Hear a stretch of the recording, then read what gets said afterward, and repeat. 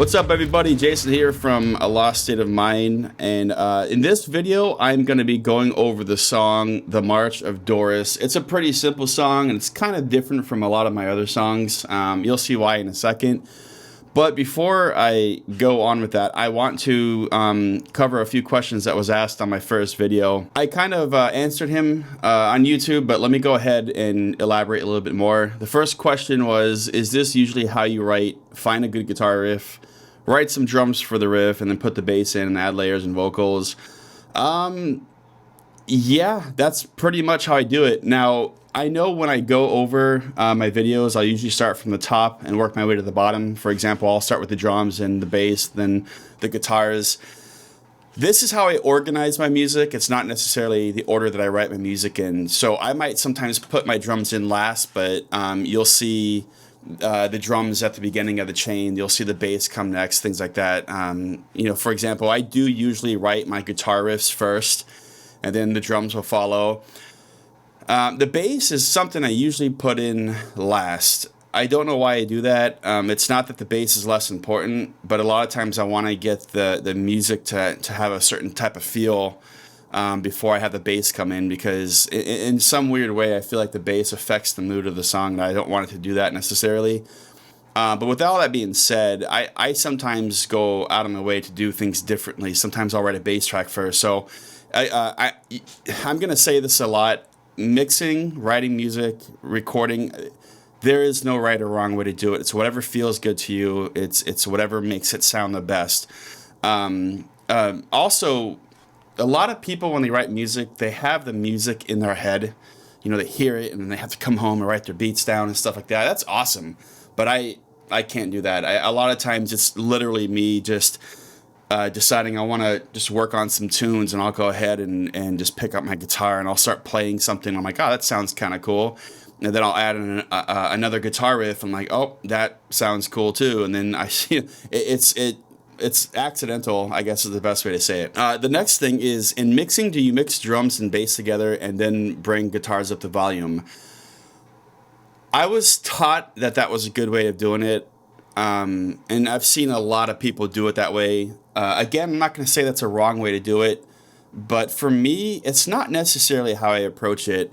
It does make sense. You want to get your overall drum kit, and you want to get the anchor of the music to kind of sit together. I do that, but I don't follow that order. A lot of times what I focus more on is, when I listen to a song after I've written it, I listen to the overall quality of it and see kind of where I need to make adjustments. I don't necessarily always feel like I have to put a compression on a track, or sometimes even EQ if I'm using like a sampled synthesizer. A lot of times it's already pre-EQ'd, pre-processed, and you don't have to do much with it. So I don't necessarily go in and just start doing things just based off of a pattern that I've built up over the last couple of years. So with me too, I know when I play a lot of heavy guitars, I like to get the guitar and the bass to kind of glue themselves together. That's why, if you've seen the last video, you'll notice the bass had a lot of fartiness, a lot of grittiness, it wasn't just the bass, it was almost distorted, because I feel like when you do that and you combine that bass with the distorted guitars, it glues everything together. And then once I'm done with that, I'll go ahead and then try to get the bass and the drums to go together. And the thing about mixing is, it's not like you get the drums and the bass together and you're done, and then you go to the guitars. Because sometimes you'll get the drums and the bass to work, and they sound perfect. Then you add in the guitars, you mix the guitars right, and now you have to go back and adjust for the bass or adjust the kick drum. With mixing, it's a back and forth constant. It's constant. It's not, I'm done with this, now let's move on. It's I'm done with this, let's go to the next part, now let's make them all work together, now let's go to the next part, now we have to go back and backtrack, and it can be kind of a pain in the ass. So if that answers your question, I hate being one of those people that are like, I don't know, just do whatever sounds good, because it's nice to be able to know exactly what to do. You'll find in mixing, everyone's got their own way of doing things. Everyone has their technique. Sometimes they're bad techniques, sometimes they're good, but at the end of the day, it's whatever makes the music sound good. For example, I use a compressor before my EQ for the most part, but sometimes I have to change that up. You have to listen to your ears are your best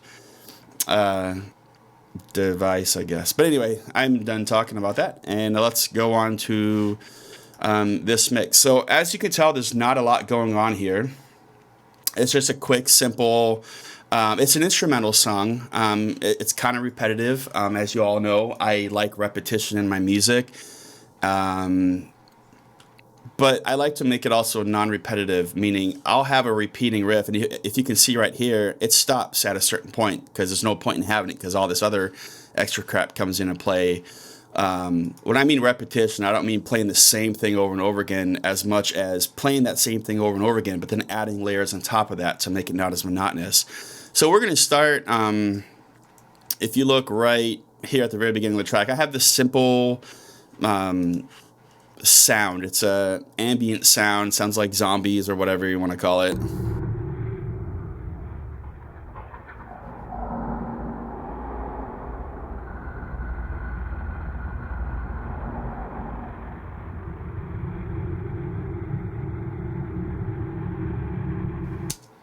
Now I got this sample from a company called Sound Iron. It's called Sick. There's a Sick 1 through 5. It's a great program. You run it within Contact. There's not much to it. You find the sample you want. You hit whatever key on the keyboard you want, and you make it, and then you're good. So it's not a lot of I didn't come up with this scratch or how do you say that? I didn't come up with this off the top of my head. But anyway, so I made this. Like with most of my music, a lot of times I don't know why I did it. There's not a set, like, this is, like, this is the certain way it's got to be. It was just something that sounded cool, and I added it. And now, what I have here is I have two guitar tracks. They're both from the same guitar. They're both done by using an 11 rack. But with this guitar on the left here, I'm going to go ahead and solo that. I added some extra white noise in it to kind of give it that non-perfect sound, if that makes sense. So I'll go ahead and play that right now. You can tell there's a lot of reverb and it sounds far away.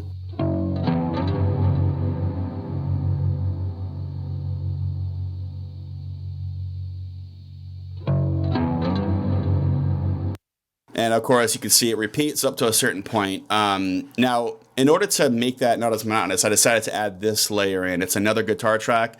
The first one you just heard is pan 70 to the left, and now I'm going to take this guitar right here and pan it to the right. And what I do when I add two guitars together, sometimes instead of playing the same thing, I want to add something different, but something that fits the first layer. And you'll hear that right now. They're both soloed.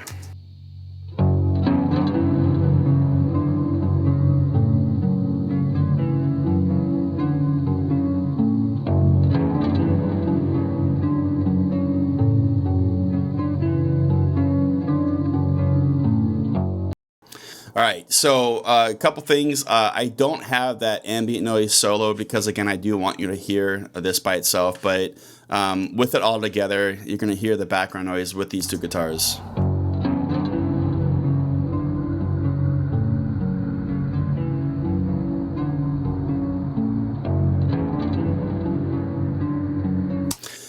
One thing I want to point out to people that are interested in mixing, that are curious as to why I have all this automation in. A lot of times with my music, I do these things where I add basically a volume automation. And what I mean by that is, for example, you have these first two guitar parts, and they're coming off a little bit louder here. Let me see something here. Yeah. So you can see right here, this is the volume automation, and you can tell right in this area, it's a little bit louder, and here it goes down a little bit, and I'll explain why. It's kind of a cool technique I did. It's louder here because once everything comes in, I want this main riff to go down. Because the problem that a lot of people have is when they're mixing, they layer all this stuff together, and they don't realize that the more stuff you add, the more it's going to get louder at your submix. And so what you have to do, you have to kind of, you have to compensate, or you have to compromise, rather. And so it's loud right here, but once it comes in, you have to turn it down. When more things come in, you have to turn them down, or even take them out like I did here. Because what you end up having is you have a quiet song that'll just get louder and louder and louder to where it's just annoying. Versus if you use volume automation, for example, you turn down each element as you add more things in, so it still kind of stays at the same level. So the next thing I added in this to kind of add a little bit of airiness, a little bit of weirdness, is I added one more guitar. I used to write with just two guitars, thinking if if I'm in a band, I can't use 18 guitars. No one's gonna want to be an 18 guitar band. But I decided as I just started writing music and not worrying about the band aspect of it, I realized I could add more to it. So I have a third guitar here. I sort of broke my rules of what if this becomes like a band type of thing, and I just went with it. So you have this third guitar right here. Let me back it up, actually.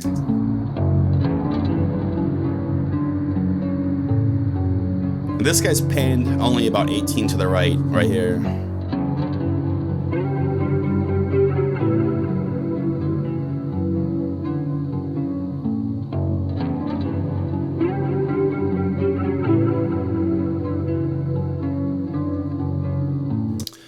All right, so before I go into the drums and the bass and these extra distorted guitars right here, I'm actually going to scooch over and I'm going to show you something neat that I did. I didn't want these guitars to just end and then go into the rest of the song. I needed some kind of break to kind of let the listener know that, hey, I'm about to move on to something else. So you see the volume automation. I'm also going to go to my distortion automation, and then I'm also going to go to my mute automation. Now, there's a lot going on here, but I'm going to just break it down one thing at a time. I'm going to go ahead and bypass my distortion plugin, and I want you to hear what happens to these guitars when it gets to the end right here.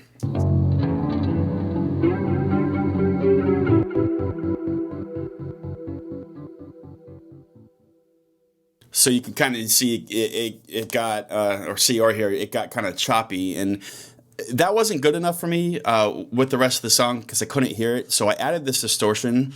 Now keep in mind when you hear it, it's going to sound loud, but within the mix, it gradually comes in. So this is what you have with the end. And if you're curious, I basically have these three guitars routed into a submix. So all three of these tracks, the sound is going into this track, and then it's getting routed into the final submix, okay? And then I added my distortion into this track. So the distortion's not on these three guitars. So this is everything.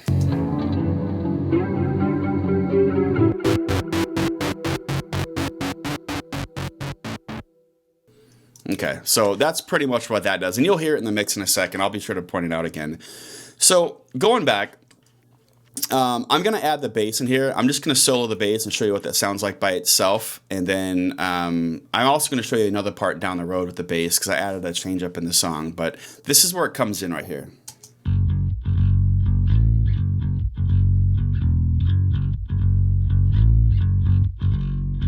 Very repetitive, very simple, just it's a nice groove that fit the music. Now, further on down the line, I do something because there is a change in the song. I'm still in the process of mixing this one, so it might not be as noticeable when I play everything, but you'll hear this right now.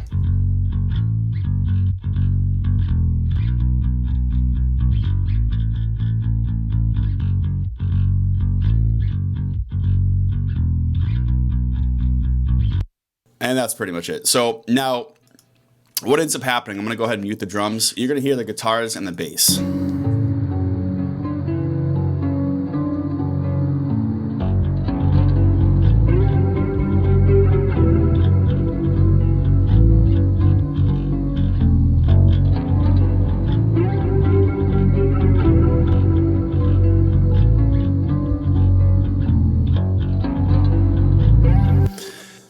And that's pretty much it. Down here, I needed to add some... Okay, so as I was writing this song, I needed some background noise. So I decided to write these really heavy guitars. It's done on the 8th string, and I can't remember if I was tuned to F sharp standard or drop E on the 8th string, but this is as low, I think, as I've gotten in most of my music. I usually tune down to drop G sharp on my 8th string, but I wanted to go a little heavier here, so... by themselves, this is what the guitar sounds like. It's kind of set up more as a sample versus like a realistic sounding guitar because I didn't want this guitar to be prominent in the mix. I just wanted it to be background noise. So it is very you know, on and off, and there's no dynamic really to it. It's just a simple sample that I recorded.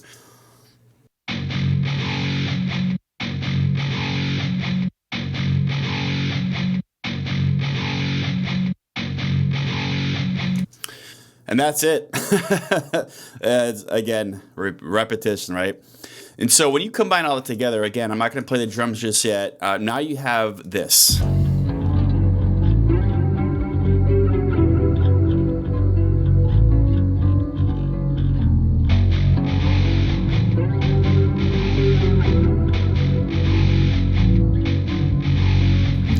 I'm going to play this last part too so you guys can hear. Actually, let me move over. I want you guys to hear how that distortion little stutter comes in.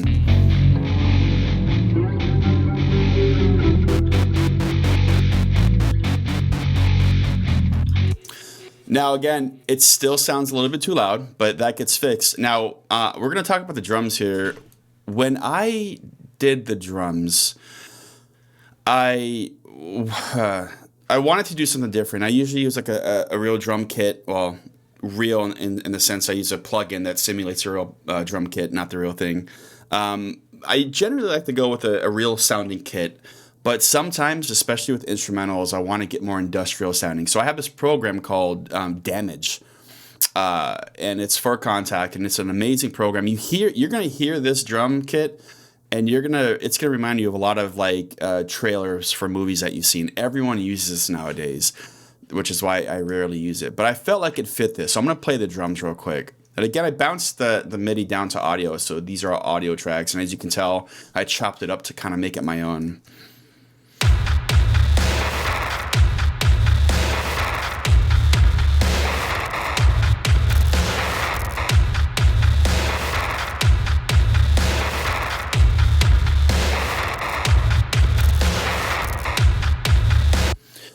One thing I did do with these drums is I over compressed them. A lot of times when you squash the compression on a drum kit or any instrument, it gives you more of a just balls to the wall sound. It's not necessarily a good sound if you're going for a natural tone, but if you're going for that gritty, crushed, distortion type of sound, you want to oversaturate. You want to compress the shit out of it.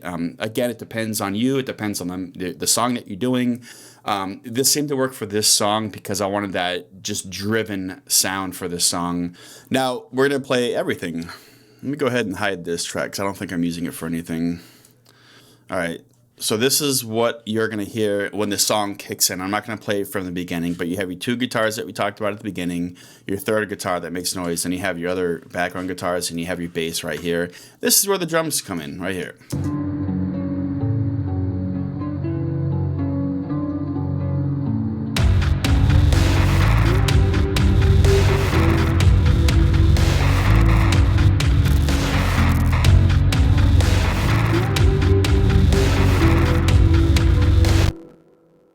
All right, and that's pretty much the entire song minus the leads that come in. But before I get to those leads, let me show you this sound now, that stutter, how it sounds within the mix. Here we go.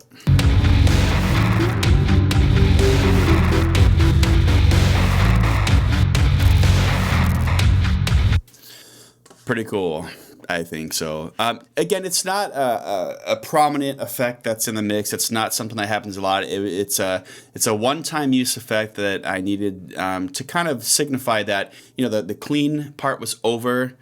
You can make of it what you will as a listener, but for me, it was just a way to end one transition and then start another. Which, the song is kind of about that. It's about ending, one aspect of your life and starting another aspect of your life. And that's kind of what this is. There's a lot more behind this song, why I wrote it, which I won't get into detail here. But, again, it's a end of the old, beginning of the new. And so, in a way, this guitar kind of signifies the old. This kind of signifies the new, if that makes any sense whatsoever. But within the context of just the song itself, this was a way to kind of symbolize that, signify. Holy shit, I can't talk right now. You get the idea. This is where it's supposed to end.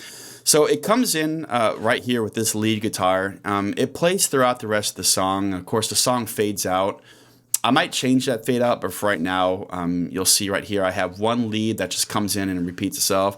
And then you have a solo guitar here in these two parts, and then you have a solo guitar here in these two parts. They're the same thing. Again, this song isn't meant to show off my Steve Vai skills. It's just meant to kind of be a ambient noise. So here I come in with the lead.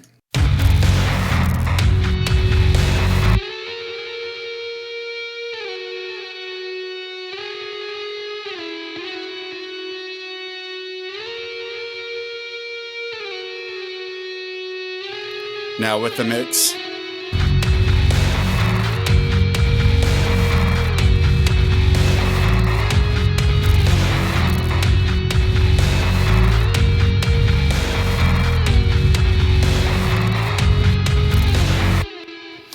I added some reverb again. I use this an aux send for the reverb, which is right here. I'm just using a basic D-verb.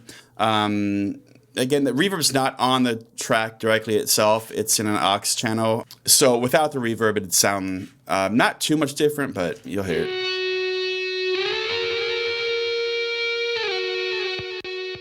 Now you'll hear reverb more if you start and stop the audio. So without the reverb, I'm going to start and stop it. So there's just a little bit right there, but then this is with the reverb.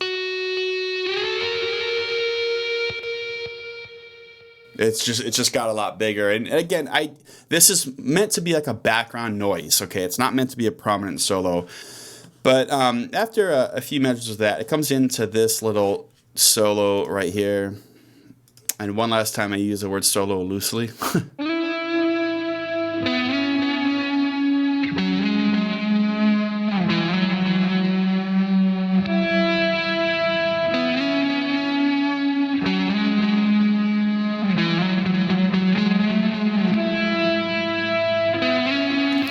Now, if you're wondering why I put these little fades at the beginning of each clip right here, I wanted to soften the blow of the transients, and I didn't want to use a transient plugin because I wanted it to not affect the entire track. I just wanted to affect the beginning. Most likely, I'm going to go to each transient and do the same thing, so it has more of a fade in sound versus fade in here and then just balls to the wall, and you'll hear that right now.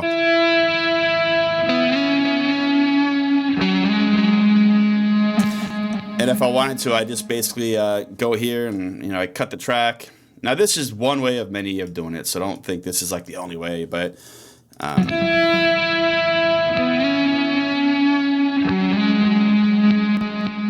because I still hear a little bit of that.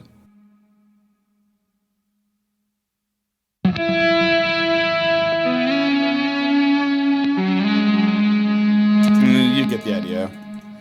But I'm not going to mess with that now because that's not what these videos are about, and it would bore the hell out of you. Once it does that solo, it does this solo right here.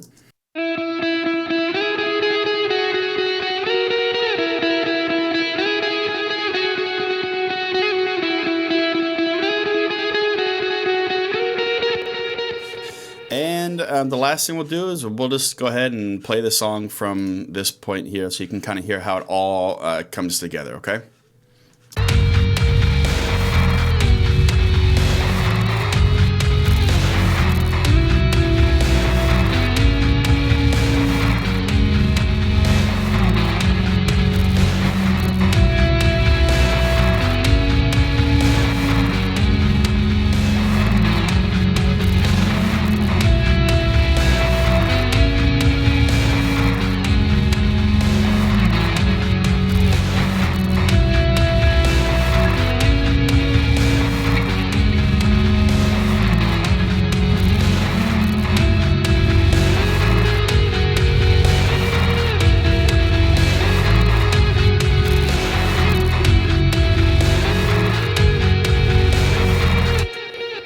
So you get the idea. One thing you'll probably notice too, or a lot of experienced engineers that might be watching this will notice that the track overall sounds very compressed, just like my drum track.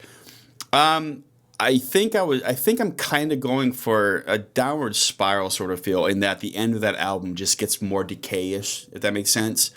This song, I think, is going to be a transition song. It's not going to be a song. It's going to be like an in-between song from, song A to song B or song C or whatever. So I'm not as concerned with this song sounding like the most epic of epic. So I wanted that compressed sound, and I need to find a way, and I'm going to make it so as the song fades out, it gets more decayed.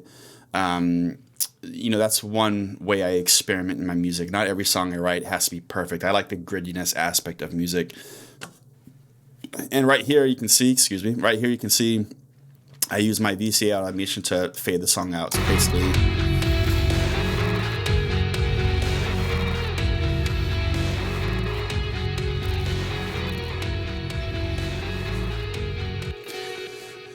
and that's pretty much it. That's this song. There wasn't a lot of thought put into the song. I wrote the two guitar riffs. They sounded kind of neat to me. And then I decided the bass came last. I decided after I wrote these, after I added the third guitar part in, I decided to go ahead and add this drum track that sounded cool. And I realized at that moment that this was going to be an instrumental. It wasn't going to be a song that I was going to write lyrics to, because it was too ambient, too movie-esque, if you will, to really make lyrics from it. And I just got lazy and I didn't want to add lyrics to it. And that's this song, Deconstructed. It should be on this new album, and it might sound different from what you hear now, but I hope you enjoyed the video. And as always, thanks for watching.